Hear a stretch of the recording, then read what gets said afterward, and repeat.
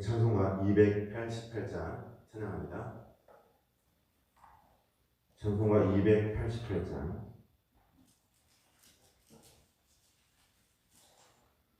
예수를 나의 구주 삼고 찬송가 288장 함께 찬양하겠습니다. 예수를 나의 구주 삼고 성령과 피로써 거듭 나니 이 세상에서 내 영혼이 하늘의 영광 누리로다. 이것이 나의 간증이요 이것이 나의 찬송일세. 나 사는 동안 끊임없이 구주를 찬송하리로다. 온전히 주께 맡긴대요. 사랑의 음성을 듣는 중에 천사들 왕래하는 것과 하늘의 영광 보리로다. 이것이 나의 간증이요 이것이 나의 찬송일세. 나 사는 동안 끊임없이 구주를 찬송하리로다. 주 안의 기쁨 누림으로 마음의 풍랑이 잔잔하니 세상과 나는 간 곳 없고 구속한 주만 보이도다. 이것이 나의 간증이요 이것이 나의 찬송일세. 나 사는 동안 끊임없이 구주를 찬송하리로다.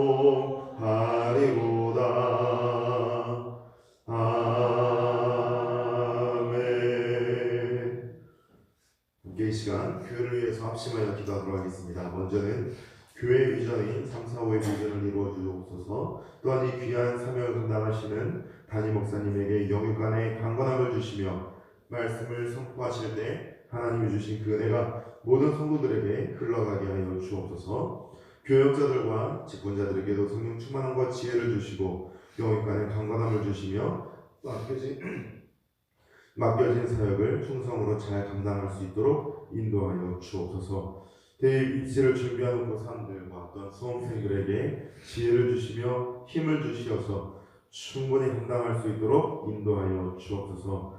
이 나라와 민족을 붙들어 주시고 정치와 경제와 사회와 하나님께서 이 땅에 세우신 질서들이 바르게 회복되며 또한 성도들의 가정을 붙들어 주시고 영육간의 강건함을 지켜주시며 모든 가족들이 예수님을 믿고 그들의 영혼이 구원받을 수 있도록 인도하여 주옵소서. 마지막으로 교회가 협력하고 있는 선교사님, 목사님, 기관들을 위해서 함께 기도하겠습니다. 주님께서 주신 사명에 열심으로 감당할 수 있도록 도우시고 열매 맺는 사역을 감당하게 하여 주옵소서. 선교사님들의 모든 삶과 사역에 필요를 아시오니 채워주시고 어려움이 없게 하여 주옵소서. 함께 이 시간 이 기도의 제목을 가지고 주님 한번 부르짖고 동성으로 기도하겠습니다. 주여, 사랑이 충만하신 하나님 아버지 감사드립니다. 아버지 하나님 이 시간 우리가 아버지 앞에 나가기 원합니다. 아버지 하나님 우리를 붙잡아 주시고 인도하여 주시며 아버지 하나님 이 기도의 제목을 가지고 아버지 앞에 나갈 때에 우리를 붙잡아 주시고 능력을 더하여 주옵소서. 우리의 교회 비전을 성사의 비전을 이 시간 붙들고 함께 기도해 나가오니 아버지 하나님 이 기도의 제목이 우리 가운데서 기억될 수 있도록 인도하여 주옵소서. 또한 이 귀한 목양의 성령이 나오신 담임 목사님 붙들어 주시고 영육간의 강건함을 더하여 주시며 아버지 하나님 또한 말씀을 선포하실 때 하나님 주신 그대가 또한 교회 곳곳에 차고 흘러넘칠 수 있도록 인도하여 주옵소서. 교역자들과 직분자들에게도 성령 충만함과 지혜를 주시고 영육간의 강건함을 더하여 주시며 힘을 주시어서 충분히 감당할 수 있도록 인도하여 주옵시고 대입시를 준비하는 고3들과 또한 수험생들을 붙잡아 주시고 지혜를 더하여 주옵소서. 또한 힘을 더하여 주시어서 이 이 대입 입시를 끝까지 잘 감당할 수 있도록 인도하여 주옵시고 하나님의 인도하시며 이끄시는 그 사명을 발견하며 나아갈 수 있도록 인도하여 주옵소서. 이 나라와 민족을 붙들어 주시고 정치와 경제와 사회와 하나님께서 이 땅에 세우신 질서들이 바르게 회복될 수 있도록 인도하여 주옵소서. 성도들의 가정을 붙들어 주시며 영혼까지 강건함을 더하여 주시고 모든 가족들이 예수를 믿고 그들의 영혼이 구원받을 수 있도록 인도하여 주옵소서. 아버지 하나님 또한 마지막으로 교회에 협력하고 있는 성교사님들을 붙잡아 주시고 또한 목사님들과 교회들을 인도하여 주옵소서. 아버지 하나님 주님이 주신 그 사명에 열심으로 감당할 수 있도록 도우시고 열매 있는 사역을 감당할 수 있도록 인도하여 주옵소서. 아버지는 또한 성교사님들 모든 성교사에게 필요를 하시오니 채워주시고 분명히 얻게 하여 주옵소서. 아버지 하나님 주님을 붙잡아 주시기 원합니다. 아버지 하나님 함께 하여 주옵소서. 사랑이 충만하신 하나님 아버지 감사드립니다. 아버지 하나님 이 시간 우리가 주님의 말씀을 듣기로 원하오니 깨닫게 하시고 이 말씀을 붙들고 기도해 나가는 주의 백성들이 될 수 있도록 인도하여 주옵소서. 모든 것을 예수님의 이름으로 기도드립니다. 아멘. 함께 시간 성경 말씀 읽도록 하겠습니다. 성경 말씀은 고린도후서 4장 1절부터 6절까지 말씀입니다. 고린도후서 4장 1절부터 6절까지 말씀을 제가 읽도록 하겠습니다. 고린도후서 4장 1절부터 6절까지 말씀입니다. 제가 읽도록 하겠습니다. 그러므로 우리가 이 직분을 받아 긍휼하심을 입은 대로 낙심하지 아니하고 이에 숨은 부끄러움에 잃어버리고 속임으로 행하지 아니하며 하나님의 말씀을 혼잡하게 하지 아니하고 오직 진리를 나타내므로 하나님 앞에서 각 사람의 양심에 대하여 스스로 추천하노라. 만일 우리의 복음이 가리었으면 망하는 자들에게 가리어진 것이라. 그 중에 이 세상의 신이 믿지 아니하는 자들의 마음을 혼미하게 하여 그리스도의 영광의 복음의 광채가 비치지 못하게 함이니 그리스도는 하나님의 형상이니라. 우리는 우리를 전파하는 것이 아니라 오직 그리스도 예수의 주 되신 것과 또 예수를 위하여 우리가 너희의 종된 것을 전파함이라. 어두운 데서 빛이 빛이라 말씀하셨던 그 하나님께서 예수 그리스도의 얼굴에 있는 하나님의 영광을 아는 빛을 우리 마음에 비추셨느니라. 아멘. 한밤중에 깜깜한 곳에서 물건을 떨어뜨리며 찾기가 여간 어려운 것이 아닙니다. 하지만 밝은 빛을 비추고 손전등이나 등을 가지고 가서 빛을 비추어서 떨어진 물건 부분을 비추면 그 물건을 금방 찾을 수 있습니다. 세상에서 하나님을 알지 못하고 살아가는 사람들의 삶이 그와 같습니다. 하나님을 알지 못하고 살아가는 사람들의 삶은 깜깜한 곳에서 길을 잃어버린 자들과 같은 것이죠. 우리도 마찬가지였지만 주님께서 우리의 등불이 되어주시어서 우리가 밝게 볼 수 있고 우리가 가야 될 곳이 어디인지 알게 된 것, 그것이 차이입니다. 사도 바울은 이 차이점을 알고서 고린도 교회 성도들에게 세상의 빛과 등불이 되어 가자라고 말을 하고 있습니다. 그리고 그 방법으로는 예수님을 전하는 것을 교회 성도들에게 제시하고 있습니다. 고린도 교회 성도들의 삶은 풍족했습니다. 부유했고 로마 제국 안에서 중요한 위치를 차지하고 있었습니다. 그러나 우리가 착각하면 이 사람들의 착각이 무엇인지 알고서 우리가 또 그것을 피하는 것이 중요한데요. 로마 제국에서 중요하게 생각했다고 해서 고린도 교회가 로마 제국의 중요한 교회가 되는 것은 아닙니다. 세상의 권력을 가지고 등에 업고 똑같이 생각했던 사람들이 고린도 교회 성도들이었고 그것으로 인해서 자신들이 중요하다고 생각을 하면서 착각하고 살았습니다. 실은 그들은 교회의 위치상 또 교회의 역사상 중요한 역할을 이 시기에 감당하고 있지 않았습니다. 세상 끝까지 복음을 전하라 라고 주님께서 말씀을 하시고 복음을 전하라고 하셨지만 예루살렘 안에 있던 사도들은 예루살렘에서 나가지 않았습니다. 그러나 핍박이 더해져서 더 이상 예루살렘에서 버틸 수 없을 때, 더 이상 예루살렘에 있을 수 없게 되었을 때에 그들은 예루살렘에서 나가서 사마리아로 땅끝으로 복음을 전하러 나가는 사람들이 되었습니다. 지금 이 고린도 교회도 마찬가지로 복음을 전하라 하였지만 그 사명을 감당하고 있지 않을 뿐만 아니라 자기들이 로마 제국 안에서 지리적으로 또 문화적으로 중요한 자리를 차지하고 있음으로 인해 풍족하고 풍요로운 삶을 살고 있는 것, 그것 때문에 자기가 부자라는 것 때문에 중요한 위치에 있다고 착각을 했었습니다. 나중에 로마 제국 안에서 교회가 인정을 받고 또 로마 제국의 국교로 인정을 받고 난 후에 어떤 일이 벌어지게 되었냐면 서로 자기 교부가 최고라고 말하는 다툼이 생겼습니다. 자기 교회에 대해서 자부심을 가지고 사랑하며 지내는 것은 좋은 일입니다. 그러나 그것이 너네 교회보다 나아 라고 말하는 순간 그것은 자랑도 자긍심도 아니고 그저 세속적인 생각으로 교회를 생각하는 것이죠. 이미 주님의 자리는 세속적인 가치로 가득 자리를 잡게 된 것입니다. 주님이 계셔야 될 그 자리에 주님이 없다는 말이죠. 그래서 로마 제국 시대에 어떤 일이 벌어지게 되었냐면 서로 자기네 교부가 최고라고 싸웠는데 예루살렘 부근에 있는 교부는 예수님이 우리 땅에서 태어났다. 니네가 예수님이 태어나시고 살아가셨던 그 흔적들을 가지고 있느냐? 아무데도 없거든요. 예루살렘과 오직 그 부분뿐만입니다. 이때 이집트에 있는 알렉산드리아 교구가 나타나서 말합니다. 예수님이 어릴 때 알렉산드리아에 왔고 우리는 그 당시부터 지금까지 세상에 현존하는 모든 지혜를 모집하고 수집한 동네다. 모든 예수님이 하신 말씀 하나까지도 빠뜨리지 않고 우리는 수집하려고 한다 라고 말하면서 자랑했죠. 그 이후 시간이 지나서 로마 제국의 수도인 로마 교구가 나타나서 등장해서 자랑합니다. 우리가 바로 로마 제국의 심장이다. 로마 제국의 심장에 있는 이 교회가 또 사도들이 와서 복음을 전했던 곳이니 우리보다 더 중요하다고 말할 수 있는 곳이 어디가 있겠는가. 그 다음에 나중에 콘스탄티노플이라고 이스탄불이 되어버린 이슬람으로 완전히 넘어가 버린 것이죠. 얼마 전에 소피아 성당이 완전히 이슬람 문화 사원으로 탈바꿈하게 되어버렸습니다. 그곳에 있던 수많은 기독교적인 가치와 문화들이 덮여져 버렸습니다.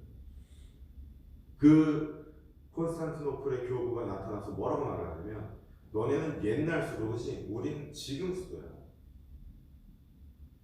교회가 서울에 있으면 어떻고 부산에 있으면 어떻고 흑산도에 있으면 어떻고 울릉도에 있으면 어떻습니까? 울릉도에 있으면 별 볼 일 없는 교회인가요? 서울에 있으면 대단한 교회인가요? 서울이 주는 혜택이죠. 울릉도가 주는 혜택인 거죠. 교회가 주는 혜택은 아닙니다. 교회가 주는 혜택은 물질적인 문명의 혜택이 아니라 예수 그리스도로 인한 새 생명을 얻는 혜택이어야 되는 거죠. 그런데 지금 이 고린도 교회는 그런 것으로는 아무것도 하지 않고 있으면서 고린도라고 하는 지역에 있다는 것 하나만으로 자랑을 하고 있다는 겁니다. 우리의 마음속에 교회를 사랑하는 마음을 넘어서서 예수님을 자랑하는 것을 넘어서서 다른 것을 자랑하게 된다면 그것은 잘못된 일입니다. 그래서 사도 바울이 고린도 교회 성도들에게 이야기를 하려고 하는데 그것을 자랑한다고 해서 예수님으로부터 떠나서 하나님의 백성으로부터 끊쳐져 있다는 것은 또 아닙니다. 바른 자신의 현재의 위치를 깨닫도록 하기 위해서 사도 바울이 고린도 교회 성도들에게 이야기하는 것은 무엇이냐면 6절에 하나님의 영광을 아는 빛을 우리 마음에 비추셨느니라 라고 말하는 것을 고린도 교회 성도들에게 알려주고 있습니다. 처음 말씀드린 것처럼 깜깜한 곳에서 길을 잃었을 때에 길을 찾을 수 있게 하는 것은 밝은 빛이죠. 그 밝은 빛이 지금 고린도 교회의 성도들의 마음속에 여전히 비치고 있다는 것을 말해주고 있습니다. 이것이 무슨 뜻입니까? 여전히 하나님의 자녀다라는 뜻입니다. 이 세상의 사람들로서 길을 잃고 향방 없이 살아가고 있었지만 성령 하나님께서 여전히 고린도 교회의 성도들의 마음속에 하나님을 아는 그 빛을, 영광의 빛을 비춰주고 계시기 때문에 우리 모든 고린도 교회의 성도들을 향하여 하는 말인데 모든 고린도 교회 성도들아 이 빛을 아는 진리에서 살아나가자라고 말을 하고 있습니다. 그리고 나서 5절을 보면 주님께서 종들에게 이 진리를 전파하라 말씀하신 사명이 있다는 것을 일깨워 줍니다. 고린도 교회 성도들이 왜 이렇게 무기력하게 무너지고 있었는가? 자신들은 복음을 전해 들었지만 그 복음을 전하고 있지 않았기 때문입니다. 이것을 다른 말로 요약을 하면 이렇습니다. 예수님이 사명을 주셨지만 사명을 전혀 감당하고 있지 않았기 때문입니다. 단지 복음을 전하는 것 하나만이 아니라 성도들의 삶에는 예배와 복음 전파의 사명과 교제와 구제의 사명이 있습니다. 이것을 감당해야 하는데 고린도 교회 성도들은 그것을 감당하지 않고 오히려 스스로 왕의 자리에서 판단자의 위치에서 사도 바울을 판단하고 바울의 사도권을 판단하면서 이 사람은 이래서 안 되고 저 사람은 저래서 안 되고 이 사람은 이것 때문에 안 되고 저 사람은 그것 때문에 안 되고 그러고 있었다는 것이죠. 사도 바울이 말하는 것은 무엇이냐면 그 자리에서 이제 그만 내려와서 사명을 받은 자의 자리에서 어떤 자리입니까? 판단자의 자리가 아니라 하나님의 사명을 맡은 종의 자리로 내려와서 우리가 함께 하나님이 우리에게 맡겨주신 이 사명을 감당하도록 하자라고 말을 하고 있는 것입니다.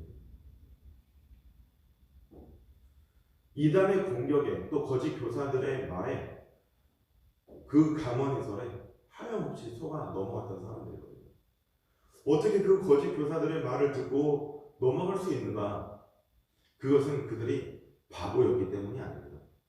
이단의 잘못된 가르침을 듣고 넘어가는 사람들은 바보기 때문에 이단들의 공격에 넘어가는 것이 아닙니다. 이단에 들어가 보면 서울대학교 교수들도 있고 세계에서 내노라 하는 대학교의 교수들도 그 이단 안에 들어가 있습니다. 그들이 바보여서 거기 있을까요? 이성적인 지혜는 똑똑하지만 하나님이 주시는 지혜가 전무하기 때문입니다. 그러니까 고린도 교회 성도들이 지금 이 거짓 교사들의 말에 이렇게 쉽게 속아 넘어가 있는 상태의 이유가 무엇인가요? 성령 하나님께 매달리고 있지 않기 때문입니다.